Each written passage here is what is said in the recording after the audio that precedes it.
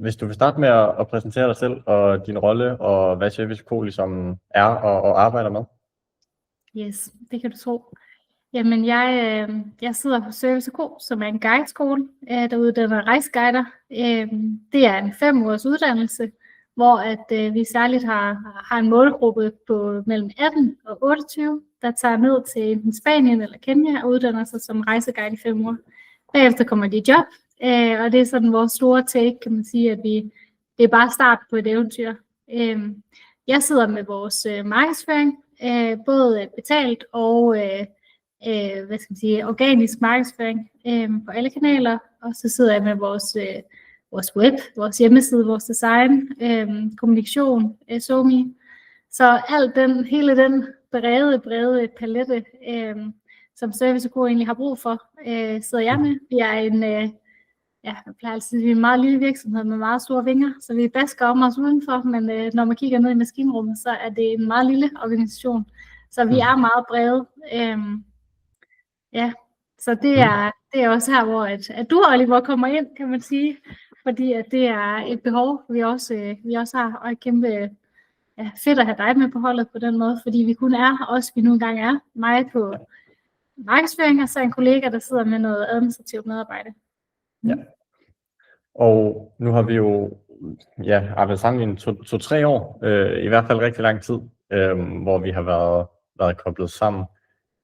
Så det kan godt være, at det er lidt langt bagud, men hvordan så jeres setup omkring al den her meta og annoncering ligesom ud, før at jeg kom ind fra sidelinjen og hjalp til? Hvad var ligesom den store udfordring ved det? Fordi på delen, det er lige før jeg tror, at 2-3 år ikke kan gøre det. Vi har arbejdet sammen i rigtig mange år, og det har været så fedt. Tidligere, før du blev koblet på, der havde vi haft et samarbejde med et meget stort digitalt bureau, som vi havde check-ins, månedlige check-ins, løbende kommunikation, og det kørte også rigtig fint. Men den der fremgang i forhold til, hvad for nogle mål vi gerne ville opnå, og hvordan vi opnåede det, det var lidt en black box på en måde, fordi at vi havde selvfølgelig selv hænderne, vi leverede selv materiale, lidt eller som vi har nu her. Men det er klart, at der var bare nogle, det ved jeg ikke, der er altid noget, når det er stort, der er lidt mindre personlig tilgang, end hvad vi havde behov for. Og så havde vi måske også en maskinrum, hvor man kan sige, at vi lod det til at være rigtig meget i nogle andres hænder, hvor vi snakkede selvfølgelig om alle de her målsætninger, vi skulle opnå, men hvad det egentlig betød, har lagt lidt længere væk. Så man kan sige, dengang før du kom på bordet, der havde vi faktisk fingrene noget længere væk fra maskinrummet selv. Lavet noget, som vi sendte ind til nogen, som så fik fingrene ned i maskinrummet. Så havde vi en pause fra dem, og så har vi så fået dig med ombord.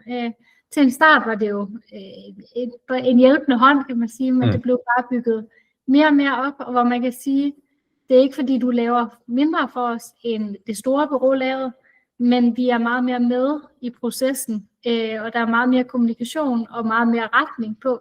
Både kvad, at vi får sparring fra dig, men også i forhold til, at vi selv kommer med nogle ønsker, som du så hjælper os med at få i luften, kan man sige, og opnå det, eller prøve noget af, som ikke virker, men så har vi prøvet det. Der er også noget i forhold til, at du er nørdet, og det er super fedt, fordi det gør også, at det smitter af på os. Altså, jeg er blevet meget klogere i forhold til maskinrummet, fordi at du er god til at kommunikere på en meget ærlig og oprigtig måde, hvor at selvfølgelig bruger du de termer, der er. Men hvis du også kan se, at du taber mig, jamen, så forklarer du også i ord, at jeg kan forstå, hvad det egentlig er.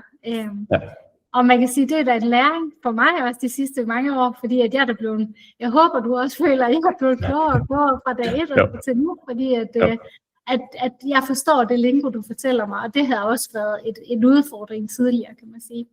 Så dengang, da vi startede, jamen vi havde jo et setup, som kørte, som helt sikkert skulle fodre os ind i, og det har du hjulpet os med at fodre ind i og udvikle, og på en eller anden måde forsimple det, men stadigvæk have nogle rigtig fine resultater.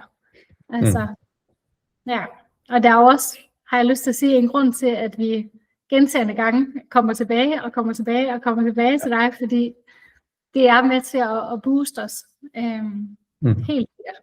Det er jeg glad for at høre. Nu nævner du det her større bureau, og det er tit en tendens, man ligesom ser i min branche, at ved større bureauer, så går der en masse tabt på kommunikation, og der er en masse led og sådan noget der. Så hvordan vil du sådan beskrive vores dialog, vores måde at arbejde sammen på? Har der været noget, som ligesom har gjort en større forskel der, end da I var sammen med et stort bureau, kan man sige? Absolut. Absolut. Der er helt sikkert noget personligt. Fordi man kan godt have en personlig tilgang til nogen fra et andet bureau, men med dig har vi ligesom haft en mere sådan ping-pong. Du har følt det som, at du træder ind i vores arena med alt det, du kan, alt det, du ved.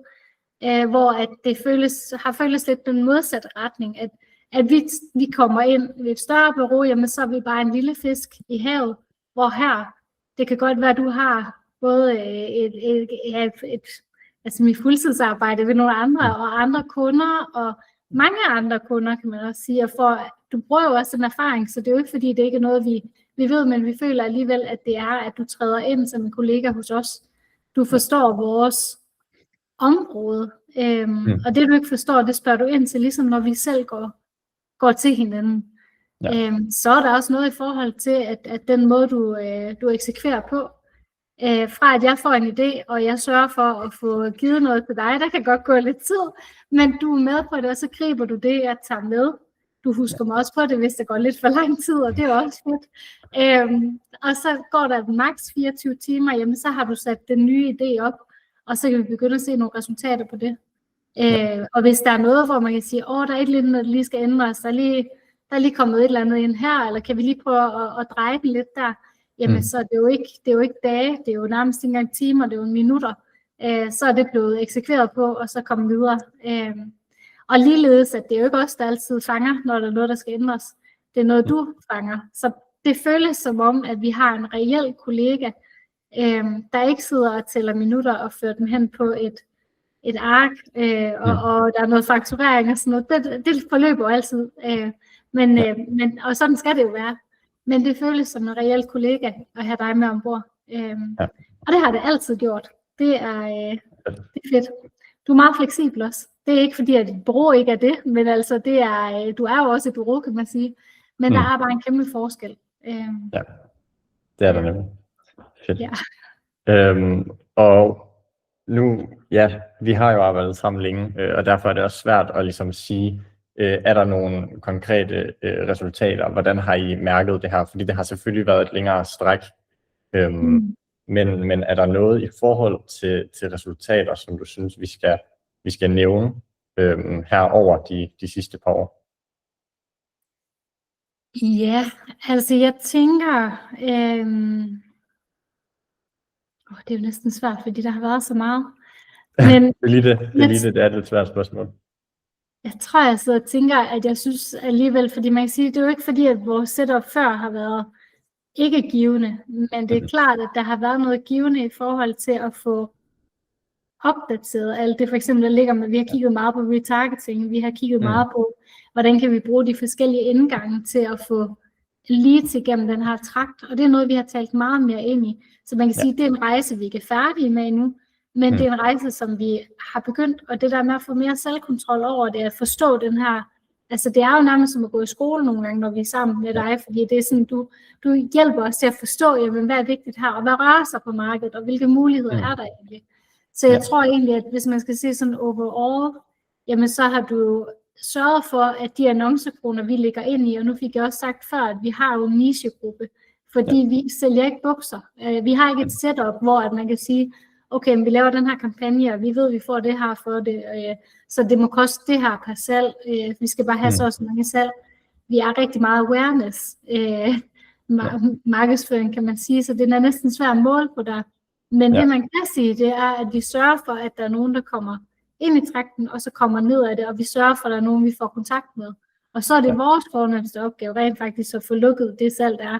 Så man kan sådan ikke rigtig... Man kan ikke rigtig kigge på, jamen, hvad er det egentlig at på bundlinjen, og det kan man jo godt, fordi vi alligevel har stået i nogle svære situationer i verden, kan man sige, og stadigvæk har formået at til dels i hvert fald beholde vores uddannelse, og vi har også været med til at ændre, hvordan vi ser på os selv og guideskoler, hvor mange vi skal have med, og hvad der egentlig skal være der, og hvad der skal foregå, hvilken profil vi egentlig skal have. Så jeg tror egentlig, det er allermest ved sådan en highlight af fantastiske resultater, og det synes jeg oprigtigt, det er.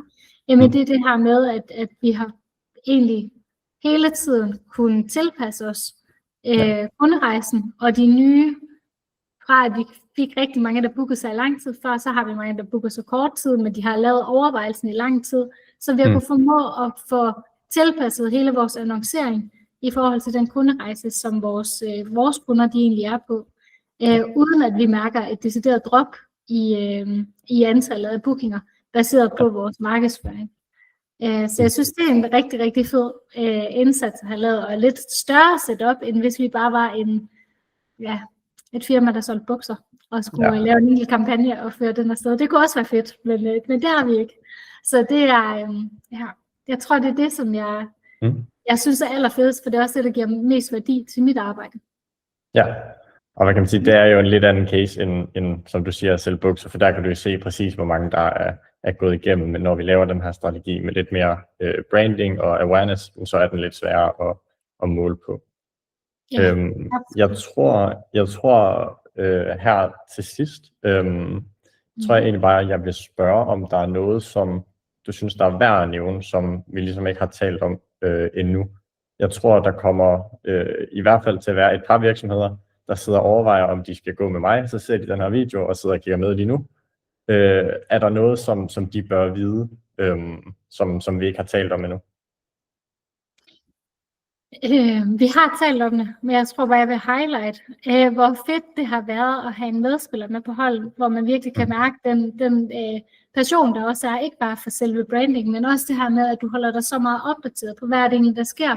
Du bruger din erfaring fra dine andre kunder, og sørger for at få det ind i et setup, der egentlig tilpasses os. Og det synes jeg er mega fedt, at vi ikke bare kigger i de klassiske, men så er du det her, og så gør du det her. Fordi man skal også sige, nu har vi jo haft et større bureau også, hvor de havde også en tendens med at tænke, nok også hvad de havde oplevet med andre, men de tilsidesatte ikke, at vi var et nicheprodukt. De kørte bare med en strategi, der passede til, at man sælger bukser, for eksempel. Ja. Så den der evne, du egentlig har til, ikke bare at vi kigger på os, som nogen, der skal sælge bukser, og have det setup, for det er vi nemlig ikke. Det hjælper, altså det er med til, at vi selv bliver klogere på, hvad det egentlig er, vi gør. Og det synes jeg er super fedt. Så jeg tror, at den der måde, du egentlig formår at se ind i, hvad det er præcis vi er, og hvad vi kan, og få det ud til noget, der egentlig også, nu har vi jo snakket om, at man ikke nødvendigvis kan måle, men vi kan jo måle på, hvor mange der kommer ind og kigger på os og synes, vi er interessante. Og det er jo stigende. Vi kan måle på, hvor mange der laver en legatansøgning til vores rejselegat, hvor mange der går ind og læser vores guide til guide. Og så vil jeg også bare sige, at du er en kæmpe tryghed at have med på, fordi vi er en meget lille virksomhed, som sagt. Det er kun mig, så det der med, at jeg har en ekstra hånd, det er guld værd. Så det tror jeg vil sige til, hvis der var nogle firmaer, der spurgte mig direkte omkring dig, så tror jeg da, at det er klart den anbefaling, jeg vil give allervigtigst, fordi det betyder enormt meget for mig. Du kan omstille dig i enhver situation, om du står med et virksomhed, der skal sælge bukser, eller om du står med nogen, der skal have noget awareness ud, et kultursted, eller ligesom os, der er det her niche oplevelsesprodukt, så vil du sætte dig ind i nøjagtigt det, du egentlig skal sælge, og skal lave et setup på, fordi du forstår og er så nørdet ind i det her platform. Og så er du bare menneskelig i forhold til, at du forstår det produkt, du også sælger. Så det er, kæmpe. Jeg kan ikke komme med en større anbefaling. Så jeg håber, det skinner igennem i hvert fald til dem, der skal se med, at det har været mega fedt at have dig med på sidelinjen. Som en del af holdet, har jeg lyst til at sige. Mega fedt. Jamen, tusind tak for det. Jeg har ikke mere med på programmet. Nej, jamen fedt. Så vil jeg bare sige, I skal have Oliver med på sidelinjen. Alle sammen. Hej, og fedt, at tak, at jeg må komme, hvis du taler oprigtigt anbefaling. Så det er jeg da glad for.